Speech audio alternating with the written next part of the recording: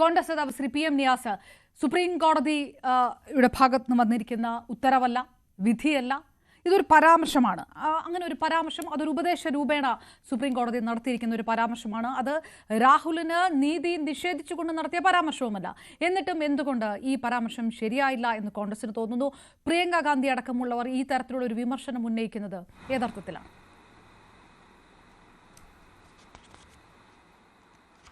നോക്കൂ, ഞാൻ കോടതിയിൽ പ്രാക്ടീസ് ചെയ്യുന്ന ഒരു അഭിഭാഷകനാണ്. കേരളത്തിലെ അഭിഭാഷകരുടെ സ്റ്റാറ്റ്യൂട്ടറി ബോഡിയായ ബാർ കൗൺസിലിൽ അംഗമായി ഇരുന്നിട്ടുള്ള ഒരാളാണ്. കോടതിയുടെ അധികാരപരിധിയെക്കുറിച്ചോ കോടതിയുടെ പരമോന്നതയെക്കുറിച്ചോ ഒന്നും ഞങ്ങളിവിടെ വ്യാകുലപ്പെടുന്നില്ല. പക്ഷേ നിങ്ങൾ ആലോചിക്കേണ്ടത്, കോടതി എപ്പോഴും ഇടപെടേണ്ടത് വൈകാരികമായിട്ടല്ല. കോടതി ഇടപെടേണ്ടത് വസ്തുതാപരമായിട്ടാണ്, വൈചാരികമായിട്ടാണ്. അങ്ങനെയാണ് കോടതി മുന്നോട്ട് പോകേണ്ടത്. ഞാനൊരു അഭിഭാഷകനായി ഞാൻ കോടതി മുമ്പാകെ ഞാനൊരാളെ കുത്തിക്കൊന്ന് വന്നിട്ട് വളരെ കരഞ്ഞ് എനിക്ക് ഭാര്യയും കുട്ടികളും മാത്രമേ ഉള്ളൂ, എനിക്ക് എൻ്റെ അങ്ങനെ പറഞ്ഞ് വൈകാരികമായി കോടതിയെ കൊണ്ടുപോകാൻ ഞാൻ ശ്രമിച്ചാലും കോടതിയുടെ മുമ്പിൽ നിയമത്തിൻ്റെ വഴി, എനിക്ക് മുമ്പിലുള്ള നിയമത്തിൻ്റെ വഴി മാത്രമേ കോടതി തിരഞ്ഞെടുക്കാൻ പാടുള്ളൂ. ഇവിടെ രാഹുൽ ഗാന്ധിക്ക് ഒരു കേസ്, ആ കേസിൽ അദ്ദേഹത്തിൻ്റെ ഡിഫാമേഷനുമായി ബന്ധപ്പെട്ട കേസാണ്. ആ ഡിഫാമേഷൻ കേസിൽ കോടതി പറയുകയാണ് ഒരു യഥാർത്ഥ ഇന്ത്യക്കാരൻ ആരാണ്, കോടതിയുടെ അധികാരപരിധിയിലോ ഉള്ള ഒരു വിഷയമാണോ? അല്ലല്ലോ, ഡിഫാമേഷനാണ്. ഡിഫാമേഷനിൽ ആരാണ് ഇന്ത്യക്കാരൻ, ആരാണ് ഇന്ത്യക്കാരനല്ല എന്നുള്ളതല്ല അവിടെ ചോദ്യം. അവിടെ രാഹുൽ ഗാന്ധിക്ക് അല്ലെങ്കിൽ മറ്റൊരാൾക്ക് അതുകൊണ്ട് ഡിഫെയിം ഉണ്ടായോ ഇന്നല്ലേ ചോദിക്കേണ്ടുള്ളൂ.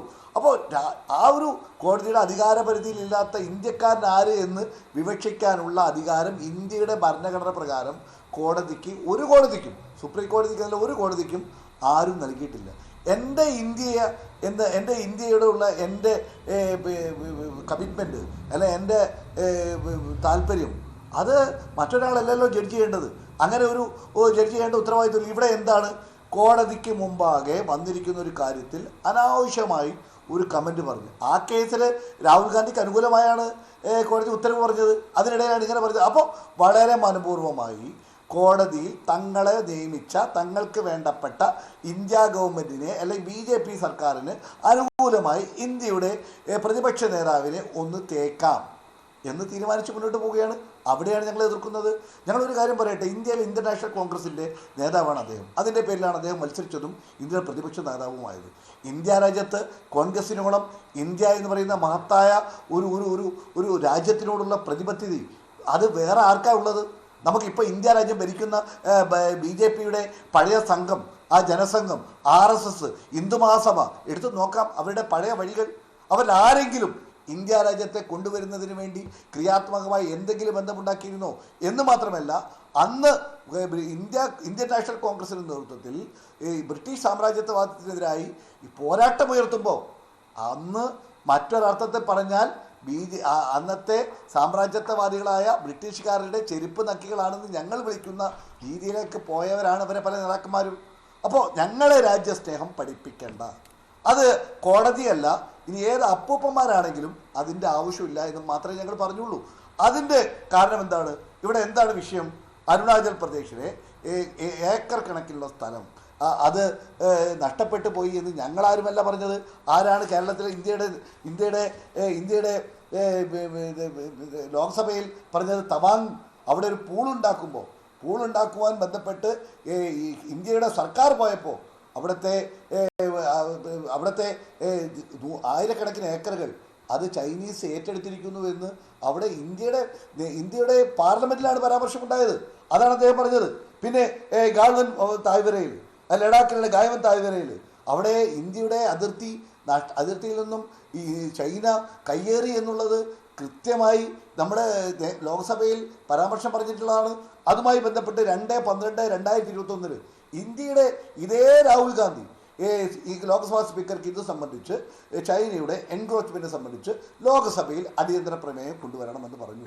അതിന് മറുപടി ആരാ തന്നത്? ലോക്സഭാ സ്പീക്കർ ഗവൺമെൻറ്റിനോട് ആവശ്യപ്പെട്ടപ്പോൾ ഗവൺമെൻറ് അതിന് ചർച്ചയ്ക്കില്ല എന്ന് പറഞ്ഞു. അപ്പോൾ പിന്നെ ചർച്ചയ്ക്കില്ലാത്ത വിഷയം അത് ലോക്സഭയെ പറയാൻ കഴിയില്ലല്ലോ. അദ്ദേഹം പുറത്ത് പറഞ്ഞു. അദ്ദേഹം പുറത്ത് പറയുന്നതിന് മുമ്പ് ലോകസഭയിൽ പറയാൻ അദ്ദേഹം താല്പര്യം കാണിച്ചു, എഴുതി കൊടുത്തു.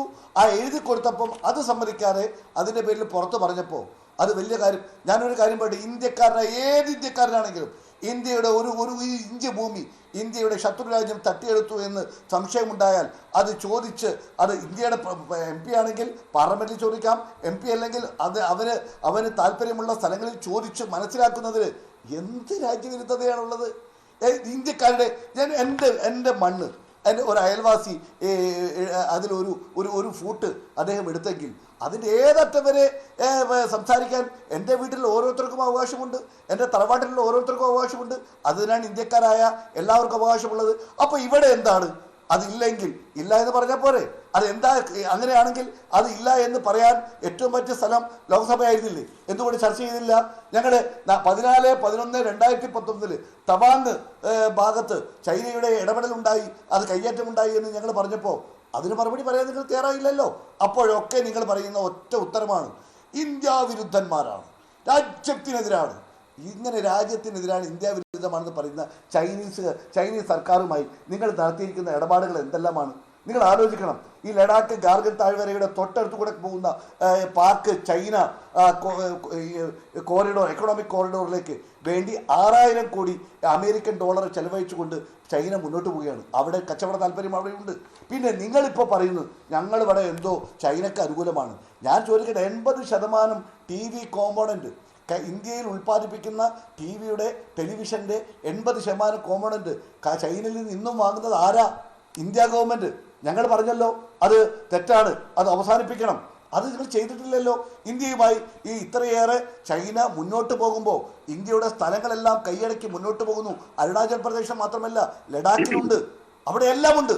അതെല്ലാം തുറന്നു പറഞ്ഞ് മുന്നോട്ട് പോകുവാൻ ഇന്ത്യയുടെ ആർമി ചീഫ് അതുമായി ബന്ധപ്പെട്ട് ഒരു പ്രസ്താവന ഇറക്കിയല്ലോ. അതെന്താ നിങ്ങൾ പറയാത്തത്? അത് ചൈനയിൽ പോയി അദ്ദേഹം പറഞ്ഞല്ലോ, അവിടെ ചൈനയുടെ ഇടപെടലുകൾ നമുക്ക് ബുദ്ധിമുട്ടുണ്ടാകുന്നു അദ്ദേഹം പറഞ്ഞല്ലോ. അപ്പോൾ അതൊന്നും നിങ്ങൾക്ക് പ്രശ്നമില്ല. നിങ്ങൾക്ക് ഇല്ലാത്ത രാജ്യസ്നേഹം ഉണ്ട് എന്ന് നിങ്ങൾ കാണിക്കുവാൻ വേണ്ടി കോടതിയിൽ പോലും കൂട്ടുപിടിക്കുന്നു. രാജ്യത്തിലെ പരമോധികാരിയായ ഒരു സഭയിലെ പ്രതിപക്ഷത്തിൻ്റെ ഒരു നേതാവിനെ കാണിക്കാനുള്ള ശ്രമം നടത്തുന്നു. ഇതൊക്കെ നിങ്ങൾ രാജ്യത്തെ തകർക്കുന്നുണ്ട്. ശരി, ഞാൻ തിരികെ എത്താം. ശ്രീ PM നാസർ, BJP ഞാൻ തിരികെ എത്താം. ഞാൻ വരാം. മനുപ്രസാദ്, എപ്പോഴൊക്കെ പ്രതിപക്ഷത്ത് നിന്ന് രാഹുൽ ഗാന്ധി അടക്കമുള്ള നേതാക്കന്മാർ ഇത്തരം ചോദ്യങ്ങൾ ചോദിക്കുന്നു, രാജ്യത്ത് ഇതറിയണമെന്ന് ചോദിക്കുന്ന സമയത്ത് അപ്പോഴൊക്കെ രാജ്യദ്രോഹമാണ് ചെയ്യുന്നത്, വഞ്ചനയാണ് ചെയ്യുന്നത്, പോകേണ്ടത് നിങ്ങൾ പാകിസ്ഥാനിലാണ്, ഇവിടെയല്ല ചോദിക്കേണ്ടത് എന്നാണ് സാധാരണ BJP നേതാക്കന്മാർ പറയാറുള്ളത്. ഇതുപോലൊരു സംഭവത്തിൻ്റെ പശ്ചാത്തലത്തിലാണ് കോടതി ഇങ്ങനൊരു വിമർശനം ഉന്നയിക്കുന്നത്. അതുകൊണ്ടാണ് ഇതിനകത്തൊരു രാഷ്ട്രീയമുണ്ട് എന്ന് കോൺഗ്രസിന് തോന്നുകയും കോൺഗ്രസ് ആ തരത്തിലുള്ള ഒരു വിമർശനം ഉന്നയിക്കുകയും ചെയ്യുന്നത്. ഞങ്ങളെ സംബന്ധിച്ചിടത്തോളം ഇന്ത്യ മഹാരാജ്യത്ത് ഒരു പ്രതിപക്ഷം ഉണ്ടാകണം, ഒരു പ്രതിപക്ഷ നേതാവ് അന്തസ്സോടുകൂടി ആത്മാഭിമാനത്തോടു കൂടിയൊക്കെ ഉണ്ടാകണം എന്ന് ആഗ്രഹിക്കുന്ന ജനാധിപത്യ വിശ്വാസികളാണ്, സംഘടനാ പ്രവർത്തകരാണ്. പക്ഷേ ദൗർഭാഗ്യവശാൽ ഞങ്ങൾ